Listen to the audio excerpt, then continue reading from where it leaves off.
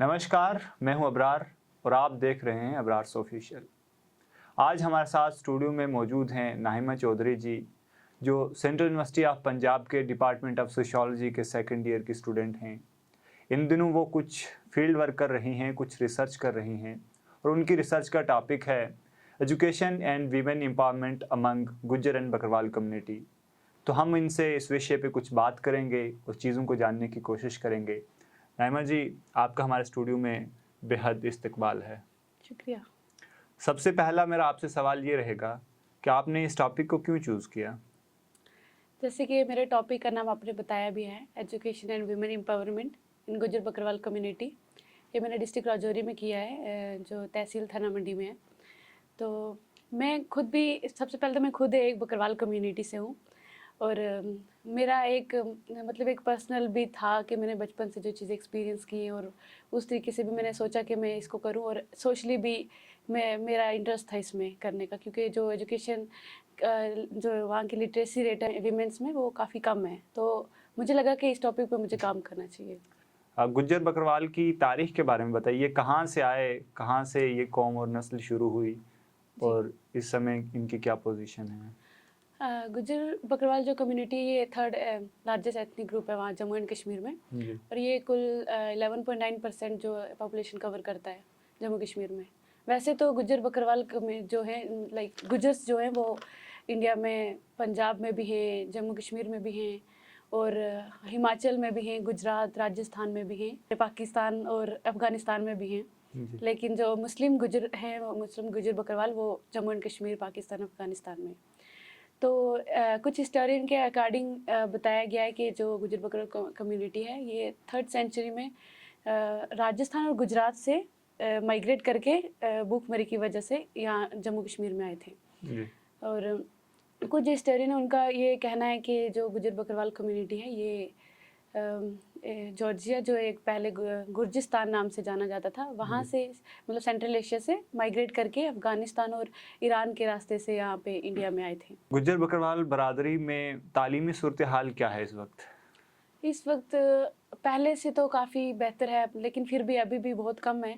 लेकिन जैसे पहले वहाँ की एजुकेशन का जो लेवल था वो काफ़ी नीचे था, लेकिन अभी फिर भी थोड़ा चेंज हुआ है। लेकिन जैसे मैं अपने फील्ड वर्क के लिए वहाँ गई थी और वहाँ पे मैंने जो औरतें थी उनके साथ इंटरव्यू किया और उनसे बातें की अपने फील्ड वर्क में, तो मुझे पता चला कि अभी भी बहुत बहुत उनको ज़रूरत है एजुकेशन की, क्योंकि वो अभी भी जो वहाँ की वीमेंस हैं वो उनका जो लिटरेसी रेट है वो बहुत कम है। काफ़ी सारी औरतें ड्रॉप आउट है। तालीम के रास्ते में सबसे बड़ी क्या रुकावटें हैं? सबसे पहले तो आपको पता होगा कि गरीबी बहुत ज़्यादा है वहाँ पे। जी, poverty। जो हाँ जी, जो गुज्जर बकरवाल कम्युनिटी है ये एक नोमैड्स हैं जो माइग्रेट करते हैं सीजनली और ज़्यादातर जो इनका है ये माल मवेशी के साथ रहना। जैसे गुज्जर्स का गाय भैंस वगैरह, और जो बकरवाल कम्युनिटी है वो ज़्यादा बकरियाँ और भेड़ें पालते हैं। तो इनका ज़्यादातर जो एक कनेक्शन है ये इनके साथ ही रहता है।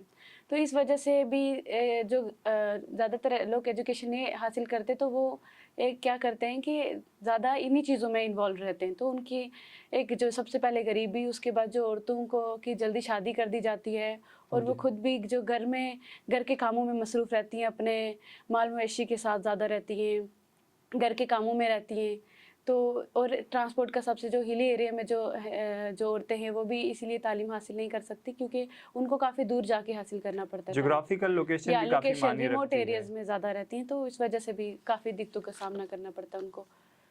क्या लड़कियों की तालीम में सिर्फ माशी मसला ही सबसे बड़ा मसला है या फिर समाजी रवैया भी एक बड़ा मसला है? वहाँ पे लोगों की या सोसाइटी की तरफ से भी ऐसे ऑब्स्टेकल हैं जिस वजह से वो तालीम हासिल नहीं कर पाती? जी, गरीबी का तो है ही, गरीब तो लोग हैं वहाँ पे। अभी थोड़े से हालात चेंज हुए लेकिन फिर भी बहुत ज़्यादा लोग गरीब हैं हमारे गुज्जर बकरवाल कम्युनिटी के। उसके बाद समाजी भी काफ़ी रुकावटें आती हैं वहाँ पे। सबसे पहले तो जो कम्युनिटी है हमारी वो लड़कियों को पढ़ने में सपोर्ट नहीं करती, लड़कों को सपोर्ट करती है पढ़ने में। वो कहते हैं कि लड़का कमाएगा तो घर पे लाएगा, लड़की की तो शादी हो जाएगी तो इन पे पैसा या इन पे ज़्यादा पैसा खर्चने का कोई फ़ायदा नहीं है। तो इनको अगर पढ़ाना है तो 8th 10th से ज़्यादा पढ़ाने का कोई फ़ायदा नहीं है। लेकिन एजुकेशन बहुत इंपॉर्टेंट है, तो उनको पढ़ना चाहिए। अगर माशरे में इस तरह का सोच या ख्याल होगा तो इस वजह से ड्रॉप आउट रेट भी हाँ, ड्रॉप आउट रेट असल बढ़ काफ़ी जाता कम है होगा। क्योंकि 2011 के सेंसस के जो देखा है उसमें सिर्फ 17% गुजर बकरवाल वुमेन का जो है लिटरेसी रेट है। तो उससे अभी जैसे मैं वहाँ गई हूँ तो अभी तो हालात थोड़े से चेंज हुए हैं, लेकिन अभी भी काफ़ी सारी गरीबी की वजह से वो लोग स्कूल की फ़ी एफर्ड नहीं कर सकते, बुक्स नहीं ले सकते और ट्रांसपोर्ट का किराया वगैरह भी नहीं वो कर सकते। तो इस वजह से अभी भी वही हालत है कि लड़कियाँ नहीं पढ़ सकती हैं। आपकी तहकीक या फील्ड वर्क से ये कैसे वाज़े हुआ कि तालीम गुजर बकरवाल कम्युनिटी को बाख्तियार बनाती है, ख़ास करके उनकी औरतों को बाख्तियार बनाती है? जैसे कि जो हमारी कम्युनिटी गुजर बकरवाल है, ये काफ़ी आपको पता होगा बैकवर्ड है और काफ़ी पीछे है, अभी मार्जिनलाइज कम्युनिटी है। लड़कियों को एजुकेशन हासिल करना बहुत ज़रूरी है, तभी तो जाके ये कम्युनिटी थोड़ा आगे बढ़ेगी, अच्छी चीज़ें समझेगी। लड़कियों को तो वैसे भी पढ़ना बहुत ज़रूरी है ताकि वो अपनी जो हक उनकी तालीम है वो हासिल करें, उनके लिए अपने हक के लिए लड़े, अपने फ़ैसले खुद ले सके, अपने फैमिली को भी और अपनी कम्युनिटी को भी बदल सकती है वो पढ़ाई करने के बाद, और अपने आने वाली जो जनरेशन है उनका भी मुस्तकबिल अच्छा हो सकता है एजुकेशन हासिल होने से। बिल्कुल, क्योंकि एक कौम का लीडर चुनने से लेकर जी। एक कौम का लीडर बनाने तक, एक शख्स को पैदा करने से लेकर एक शख्स को समाज के लेवल का बनाने तक एक औरत की रिस्पॉन्सिबिलिटी होती है। तो अगला सवाल मेरा आपसे ये है कि राजौरी के हालात को मद्देनज़र रखते हुए आप हमें ये बताइए कि वहाँ पे किन चीज़ों की या किन तब्दीलियों की ज़रूरत है? सबसे पहले तो राजौरी में जो हमारी फैमिली है गुजर बकरवाल कम्युनिटी की, उनको काउंसलिंग दी जाए, उनको अवेयर किया जाए कि जो एजुकेशन है वो कितनी इम्पोर्टेंट है। उसके बाद वहाँ पे जो हम अपने गुज्जर बकरवाल की जो वीमेंस हैं उनको भी लाइक एज अ टीचर उनको स्कूल्स में भेजा जाए। लोकल जो वहाँ की रोल मॉडल हैं, जैसे जो लड़कियाँ पढ़ के अभी थोड़ा आगे बढ़ गई हैं, उनको वहाँ स्कूल्स में भेजा जाए ताकि बच्चे इंस्पायर हों उनसे, और कुछ ट्रांसपोर्ट का फ्री ट्रांसपोर्ट दी जाए बच्चों को, और कुछ स्कॉलरशिप का जो एनजीओ लोकल एनजीओ एक्टिव रहें, और बाकी जो गवर्नमेंट के प्रोग्राम्स वगैरह स्कीम्स हैं वो उनसे भी अवेयर रहें, ये चीज़ें भी हों। और साथ में जो हमारी कम्युनिटी के लोकल लीडर्स हैं, जो इस्लामिक स्कॉलर्स हैं, उनको भी वहाँ पे कम्युनिटी में इन्वॉल्व किया जाए ताकि वो भी लोगों को बताएं कि एजुकेशन कितनी ज़रूरी है, और वहाँ के जो कल्चर रिस्ट्रिक्शंस हैं वो भी थोड़े से दूर हों। तो अवेयरनेस जो है सबसे ज़्यादा ज़रूरी है सबसे पहले। गुज्जर बकरवाल के बच्चों को पढ़ाने के लिए अगर गवर्नमेंट ऐसे इकदाम ले कि वो गुज्जर बकरवाल कम्युनिटी में से ही पढ़े लिखे नौजवानों को डिप्यूट करे एज ए टीचर, तो इस चीज़ को आप किस तरह से देखते हाँ, हैं? ये बहुत ज़रूरी है क्योंकि हमारे जो गुज्जर बकरवाल कम्युनिटी के बच्चे हैं वो ज़्यादा हिंदी, उर्दू और इंग्लिश में थोड़े से शाई हैं, वो ज़्यादा समझते नहीं हैं। तो अगर हमारे अपनी कम्युनिटी के जो लोग हैं, जो नौजवान पढ़ गए हैं अभी, तो वो अगर वहाँ पे जाके उनको अपनी लैंग्वेज में समझाएँगे, ट्रांसलेट करेंगे, तो उनको काफ़ी उससे मदद मिलेगी समझने में। बीइंग अ स्टूडेंट, आपका ये फील्ड वर्क कैसा रहा? आपकी ये रिसर्च कैसी रही? आपको किस किस तरह के चैलेंजेस से गुजरना पड़ा? जी, जैसे आपको पता है डिसर्टेशन हमारा ये फर्स्ट टाइम था। फर्स्ट टाइम मैं किसी रिसर्च में आई हूँ और ये मेरा पहला एक्सपीरियंस था, तो मैं ऐसे फील्ड वर्क पे गई। काफ़ी अच्छा भी लगा, नई चीज़ें सीखने को मिली, लेकिन काफ़ी थोड़ी बहुत ही मुश्किलात भी हुई, जैसे फाइनेंशियली, क्योंकि डिसर्टेशन हमारे जो मास्टर्स में होती हैं इसमें कोई फाइनेंशियली सपोर्ट होती नहीं है। तो सबसे पहले उसमें भी थोड़ी दिक्कत हुई, वहाँ तक जाना और रहना वहाँ पे लोगों के साथ। उसके बाद ट्रांसपोर्ट का भी थोड़ा-सा हुआ, थोड़ा हिली एरिया था, तो उसके बाद जो लोगों से बात करने में उनको थोड़ा शाई फील हो रहा था कि कैसे लेकिन बात एक चीज़ करें। अच्छी रही होगी, जी। चूँकि आप उसी कम्युनिटी हाँ, से मैं बिलॉन्ग खुद करते हैं, जी, तो मैं जी। आपने अपनी मदर टंग में वो सारे सवालात हाँ, पूछे होंगे, मादरी ये ज़ुबान काफ़ी में। मेरे लिए अच्छा रहा कि मैं जी। खुद अगर उस कम्युनिटी से बिलॉन्ग करती हूँ तो बात करने में काफ़ी आसान हुआ, क्योंकि मुझे गोजरी आती है तो मैं उनके साथ अच्छे से इंटरेक्ट कर पाई। जी। बाकी उनमें काफ़ी ये दिक्कत भी थी कि जो हमारे मेल थे वहाँ पे, जो वो औरतों को बात करने में थोड़ा-सा वो कर रहे थे कि ये बात ना करें, कहीं ये हमारे औरतों को कुछ गलत ना सिखा दे। और कल तो को वो हम पे डोमिनेट ना हाँ, हो हाँ, जाएँ। डोमिनेशन तो है तो आप काफ़ी। मुझे ये बताइए कि जी। हिली एरिया जहाँ पे ट्राइबल्स रहते जी। हैं, वहाँ पे स्कूल्स का इंफ्रास्ट्रक्चर कैसा है?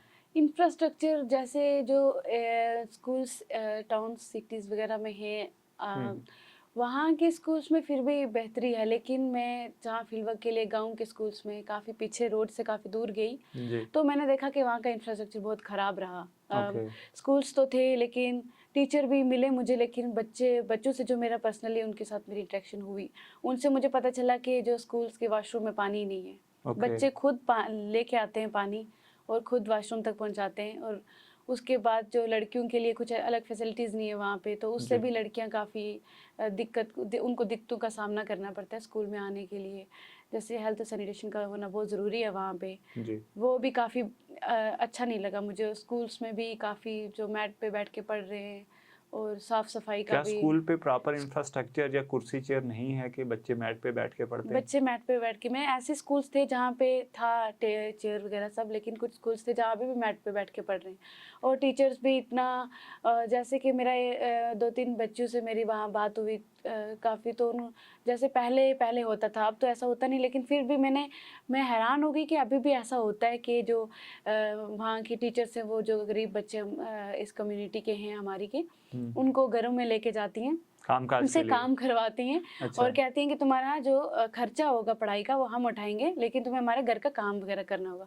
और मैंने कहा कि आपके पेरेंट्स कुछ नहीं बोलते, तो चीज़ कहीं ना कहीं चाइल्ड लेबर में आ जाती है। चाइल्ड लेबर में आती है। तो मैंने उनसे कहा कि आपको बताना चाहिए किसी को या फिर अपने घर वालों को, तो उन्होंने बोला कि घर वाले भी तो कुछ नहीं कहते, क्योंकि वो फाइनेंशियली स्टेबल नहीं होते, तो वो चाहते हैं कि हाँ ठीक है, टीचर खर्चा भी उठा रही है तो अच्छा है कि कहीं घर में थोड़ा फाइनेंशियली भी एक ठीक रहेगा, तो इस तरीके से वो अपने बच्चों को भेज देती है उनके साथ। तो मेरा ये कहना है कि वो अपने बच्चों को ऐसे ना भेजें किसी के साथ, क्योंकि एजुकेशन हासिल करना बहुत ज़रूरी है उनके लिए, तभी जाके वो कल अपने लिए कुछ कमा सकती हैं, कोई अच्छी जॉब होगी, उनकी एक समाज में एक इज्जत होगी।